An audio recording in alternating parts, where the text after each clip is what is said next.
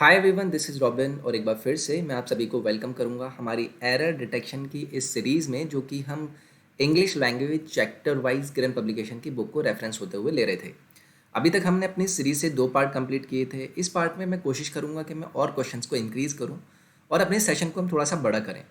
जैसे कि हमने लास्ट पार्ट में देखा था, आपने पार्टिसिपेट किया था और हर क्वेश्चन को आपने अटैम्प्ट करके अपने स्कोर भी शेयर किए थे, तो सेम आपको इस पार्ट में भी करना है। स्टार्ट करेंगे। ये कुछ मेरे बारे में जानकारी। माय नेम इज़ रॉबिन, और आपको अगर कोई भी डाउट या क्वेरी आती है तो आप मुझे या तो मेरे इंस्टाग्राम प्रोफाइल पर रॉबिन शर्मा 199 पर जाकर या तो आप मुझे मैसेज कर सकते हैं, या फिर आप मुझे अनअकैडमी के प्रोफाइल पर जाकर अपने डाउट्स या जो भी इश्यूज़ आपको आते हैं आप मुझे मैसेज ड्रॉप कीजिए। मैं वहाँ पर आपको रिप्लाई करने की कोशिश करूँगा। तो चलिए स्टार्ट करेंगे हम अपने सेशन को।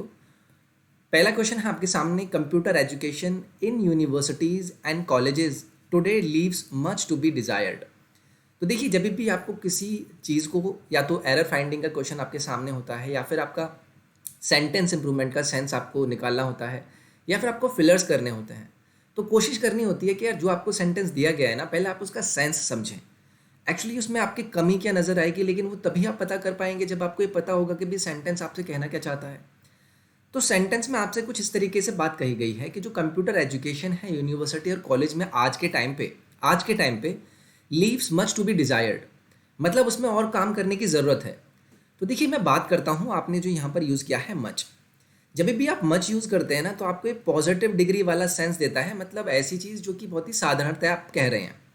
लेकिन आपने सेंटेंस में क्या कहा है, आपने आज टुडे को कंसिडर किया है और आप चाहते हैं कि भी आपको और करने की ज़रूरत है। मतलब आप आज से लेके जो आने वाला टाइम है उसमें आप कंपैरिजन कोशिश कर रहे हैं एस्टेब्लिश करने की। तो मच के जगह पर अगर आप मोर यूज़ कर देंगे, मोर टू बी डिज़ायर्ड, तो आपको एक करेक्ट सेंटेंस का अर्थ निकल के आएगा कि यार मैं जो आज के टाइम पे बात कर रहा हूँ, मैं वहाँ की स्किल को आगे आने वाले टाइम से कंपैरिजन कराने की कोशिश कर रहा था। तो यही चीज़ आपको यहाँ पर सेंटेंस में बता देगी कि थर्ड पार्ट में आपका एरर हो जाएगा। यहाँ पर आपको क्या करना था, मच की जगह पर आपको मोर यूज़ करना था। अब देखिए, मच को आपको पॉजिटिव फॉर्म में लेना है। जब भी आपका मच आएगा वो पॉजिटिव डिग्री का फॉर्म लेता है। मोर आपका कंपैरिजन वाली वैल्यू को लेता है, और अगर आपको सुपरलेटिव चीज़ें दिखानी है तो यहीं पर आप मोस्ट कर देते।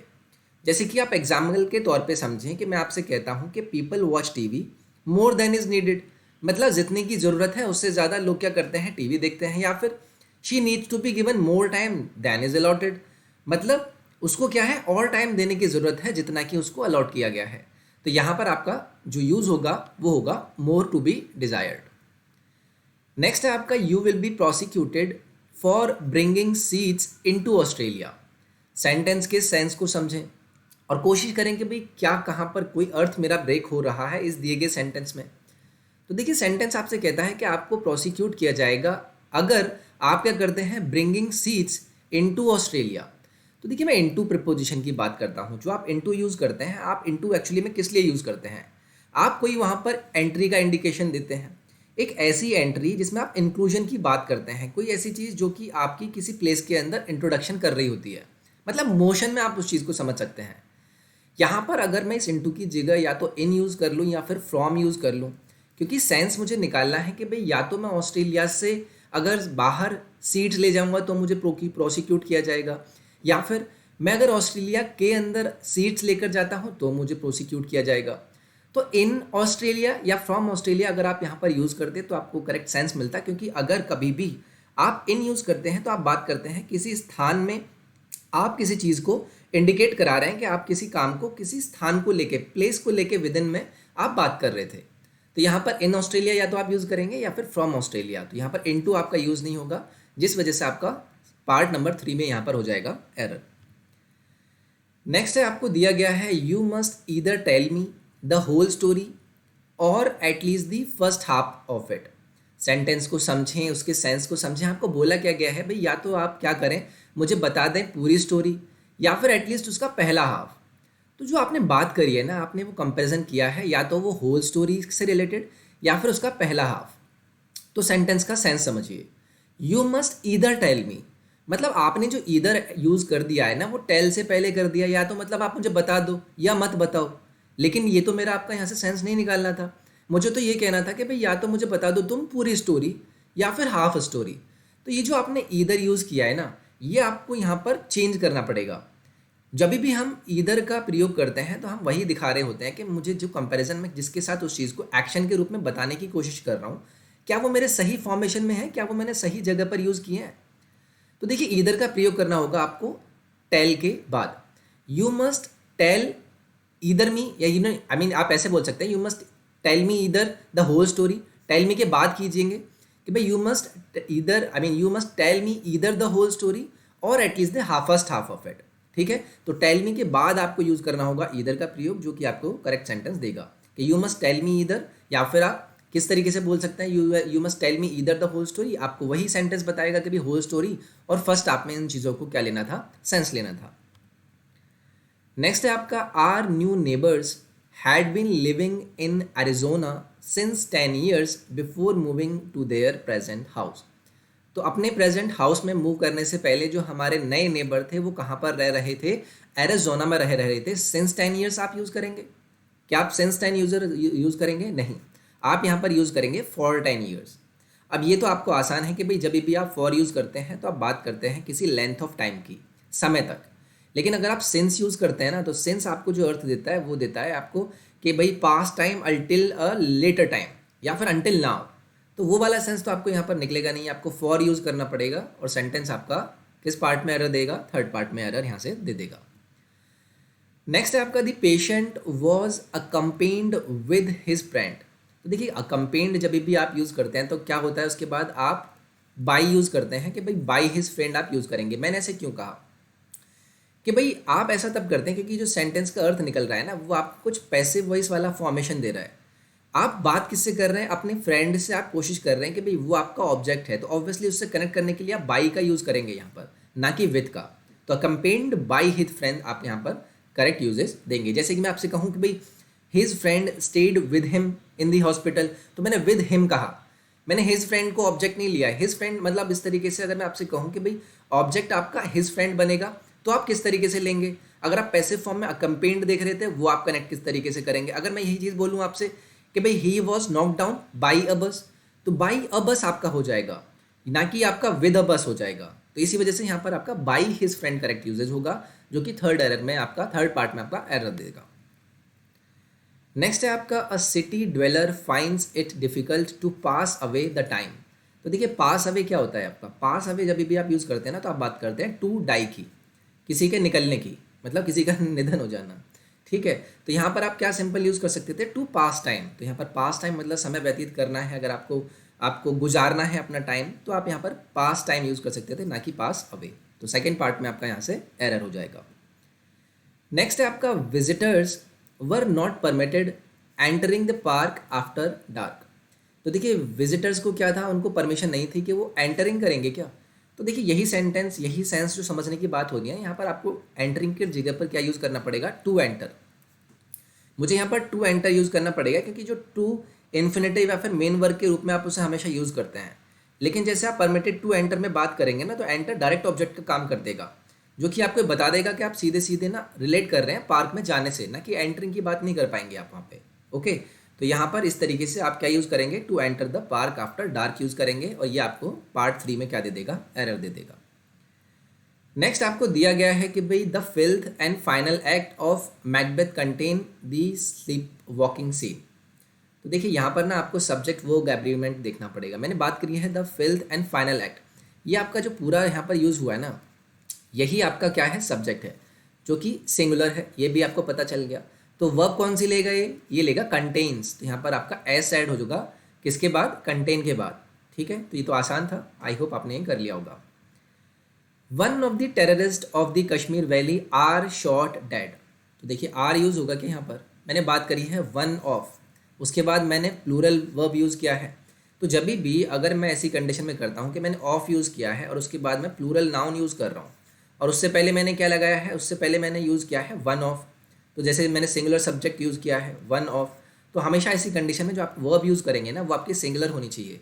तो आर यूज़ नहीं करेंगे, या तो यहाँ पर आप वॉज कर लेंगे, वॉज ही मेरे ख्याल से आपको यहाँ पर सही सेंस देगा कि भाई one of the terrorist of the Kashmir valley was shot dead, ना कि वर या फिर इज शॉट डेड बोल सकते हैं अगर आपको सेंस समझने की कोशिश करनी है। तो यहाँ पर सिंगुलर आपका आना चाहिए था, ना कि आपका प्लूरल वर्ब। तो ये हो जाएगा आपका थर्ड पार्ट में एरर। नेक्स्ट है आपका 10 kilometres is a long distance to walk.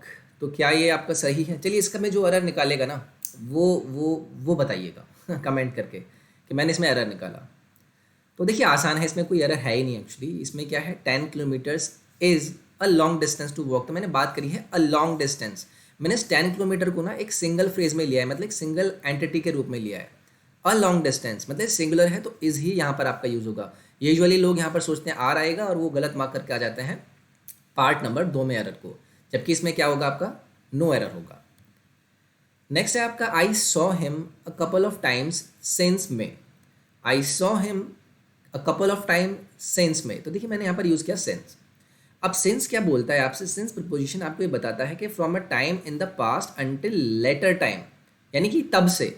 तो जब भी आप सेंस यूज़ करते हैं ना, तो सिंस में आपका जो स्टार्टिंग में आपने जो वर्ब यूज़ करी होती है ना, हेल्पिंग वर्ब, वो आपकी किस फॉर्म में होती है? वो या तो have been has been form में होती है। तो आई हैव बीन होगा यहाँ पर आपका। आई हैव, सॉरी, यहाँ पर आप यूज़ क्या करेंगे, I have seen him a couple of times, I have seen him couple of times since में आप ये यूज़ कर सकते थे। तो हैव सीन आपका यहाँ पर क्या हो जाएगा, करेक्ट यूजेज हो जाएगा और पार्ट 1 में आपका एरर होगा। नेक्स्ट है आपका T which I am drinking is hot. तो देखिए हमेशा जो आर्टिकल्स आप यूज़ करते हैं ना, तो मैंने यहाँ पर विच आई एम ड्रिंकिंग से ये चीज़ बता दी कि जो मैं टी की बात कर रहा हूँ ना, वो बहुत इंपॉर्टेंट है, मुझे उस पर जोर डालना है। तो जोर अगर किसी चीज़ का मुझे स्पेसिफिकेशन देना होता है तो मुझे वहाँ पर आर्टिकल यूज़ करना होगा। मतलब जो चाय मैं पी रहा था, the T which I am drinking is hot, तो यहाँ पर आपको दी यूज़ करना पड़ेगा टी से पहले। नेक्स्ट है आपका although the police officer sympathised with poor he refused to take an action against the rich man. तो देखिए मैंने कंपैरिजन किससे कराया है, he refused to take action against the rich man. लेकिन जो मैंने यहाँ पर यूज़ किया है ना पुअर, इस पुअर को मुझे इस तरीके से लेना होता है हमेशा कि मैं इसमें पूरे ग्रुप को आइडेंटिफाई कर पाऊँ। और हमेशा पुअर को अगर आप ग्रुप के तौर पे दिखाने पड़ते हैं तो आपको द पुअर यूज़ करना पड़ेगा। तो यहाँ पर आपका दी ऐड होना चाहिए था, the poor he refuse to take the action against the rich man. तो यहाँ पर आपका फर्स्ट पार्ट में क्या था, एरर था। We were looking forward to hear news about the missing fisherman. तो हम क्या कर रहे थे, हम we were looking forward to, हम ये चाहते थे कि हमें कोई न्यूज़ आए कि भाई वो फिशरमैन जो था उसके मिस होने से रिलेटेड मुझे कुछ न्यूज़ नज़र आए। तो देखिए यहाँ पर क्या है, यहाँ पर अगेन आप कोशिश कीजिए कि आप सेंस समझने की कोशिश करेंगे। यहाँ पर मैंने यूज़ किया है हियर। तो जब भी आप लुकिंग फॉरवर्ड यूज़ करते हैं ना, तो उसके बाद जो आपका वर्ब होता है ना, उसमें आईएनजी फॉर्म आप यूज़ कीजिए। We were looking forward to hearing the news, ठीक है, we were looking forward to hearing the news. इस तरीके से आप इस सेंटेंस को करेक्ट कर सकते थे। हियर के स्थान पर आप यहाँ पर हियरिंग यूज़ करेंगे, क्योंकि जो फ्रेजल वर्ब है आपका जीरेंड का प्रयोग करना पड़ेगा, जिसमें आप वर्ब में आईएनजी फॉर्म यूज़ करते हैं। The actress was shocked by the news of her dogs death. तो जो अभिनेत्री जी थी वो शॉक हो गई कि उनके जो डॉग था उसकी डेथ हो गई। तो कैसे यहाँ पर कहाँ पर मैं निकाल सकता हूँ, was shocked by the news, या मैं यहाँ पे यूज़ करूँ शॉक्ड एट द न्यूज़। तो ये आपको समझना होगा कि मैंने जो यहाँ पर बात करी है ना बाई द न्यूज़, वो आपका करेक्ट सेंटेंस नहीं देगा, क्योंकि जो शॉक होगा ना वो आपका हमेशा एट प्रिपोजिशन लेता है। तो शॉक्ड एट समथिंग होते हैं, हम किसी चीज़ पर शॉक होते हैं, ठीक है। तो यहाँ पर आपको एट यूज़ करना चाहिए था, जो कि आपको थर्ड पार्ट में दे देगा एरर। सो दोस्तों ये था हमारा थर्ड पार्ट हमारे एरर डिटेक्शन का। अगर पसंद आया तो लाइक ज़रूर करें, शेयर करें वीडियो को और सब्सक्राइब करें चैनल को। इसके अलावा टेलीग्राम और इंस्टाग्राम के प्लेटफॉर्म को आप ज्वाइन कीजिए, जहाँ पर रेगुलर लिंक, नोटिफिकेशंस, अपडेट्स आपको मिलती रहती हैं। और अगर आपका कोई भी डाउट होता है ना, तो आप मुझे रॉबिन शर्मा 199 इंस्टाग्राम प्रोफाइल है, वहाँ पर जाकर अपने मैसेज ड्रॉप करें। मैं कोशिश करता हूँ लोगों को, वहाँ पर काफ़ी बच्चे मुझे वहाँ पर मैसेजेस करते रहते हैं regarding their preparation strategies, main strategy कैसे करना है कैसे नहीं करना है, तो मैं वहाँ पर यूजुअली उनको रिप्लाई करता रहता हूँ। इसके अलावा अनअकैडमी के प्लेटफॉर्म पर आपको काफ़ी सारे बैचेस देखने के लिए मिल जाएंगे। वहाँ पर आपका CGL कम्प्लीटली, आप Tier 2 की अगर प्रिपरेशन कर रहे हैं, या फिर आप अभिनय सर जो कि बहुत फेमस हैं आपके क्वांटिटेटिव एप्टीट्यूड के लिए, इसी तरीके से स्टैनो, CPO, MTS, सभी एग्ज़ाम, इवन JEE के एग्ज़ाम तक के लिए हमारे प्लेटफॉर्म पर बैचेस चलते रहते हैं। तो आप उन सभी बैचेस का फ़ायदा उठा सकते हैं और अपनी डायरेक्शन पढ़ाई की एक अच्छी सी सेट कर सकते हैं। 10% का आपको डिस्काउंट होगा, या फिर उससे ज़्यादा का, अगर आप SSC YT का कोड यूज़ करते हैं अपने सब्सक्रिप्शन प्लान में। मैं नेक्स्ट पार्ट में मिलता हूँ आपसे। अपना ख्याल रखिए, take care, bye bye, thank you.